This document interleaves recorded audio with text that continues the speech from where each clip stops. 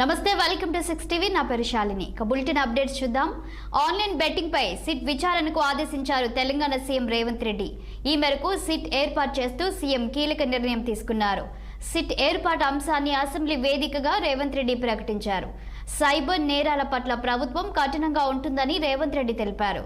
Online betting rummy పట్ల కఠిన చర్యలు తీసుకుంటామన్న సీఎం ఆన్లైన్ బెట్టింగ్ అంతర్జాతీయ స్థాయి నేరంగా మారిందని చెప్పారు. గత ప్రభుత్వంలో వామన్ రావు వంటి వారిని నడి రోడ్డుపై నరికి చంపినా ఇంతవరకు దోషులకు శిక్ష పడలేదని సీఎం విమర్శలు చేశారు. అలాగే మహిళను గంజాయి మత్తులో అఘాయిత్యం చేసినా చర్యలు తీసుకోలేదని మండిపడ్డారు. ప్రతిపక్షం రాష్ట్ర ప్రభుత్వంపై దుష్ప్రచారం చేస్తుందన్న రేవంత్ రెడ్డి రాష్ట్రం శాంతి భద్రతలు లేవని నిరూపించేందుకు యత్నిస్తుందని ఆరోపించారు. పెట్టుబడులు రాకుండా రాష్ట్రం దివాలా తీయాలని చూస్తుందన్నారు. ఆనాడు జానారెడ్డి బీఆర్ఎస్ ప్రభుత్వానికి మంచి సలహాలు ఇచ్చినట్లు రేవంత్ రెడ్డి గుర్తు చేశారు. ఇక తమ ప్రభుత్వం అధికారంలోకి వచ్చాక పెట్టుబడులు రికార్డు స్థాయిలో వచ్చాయని, ద్రవ్యోల్బణం విషయంలో కూడా తెలంగాణ దేశంలోనే నెంబర్ 1గా నిలిచిందని సీఎం రేవంత్ రెడ్డి అన్నారు.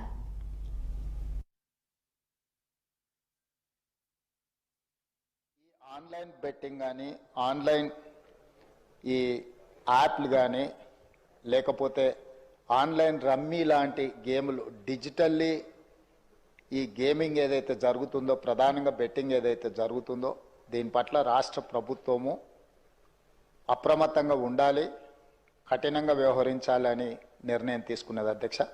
నేను ఎవరి మీద ఆరోపణలు లేకపోతే ఎవరు ఏ పరిస్థితిలో వీటిని ప్రత్యక్షంగా పరోక్షంగా అనుమతించారు, ప్రోత్సహించారు, ఎక్కువ వివరాల దగ్గర నేను వెళ్ళదలుచుకోలేదు.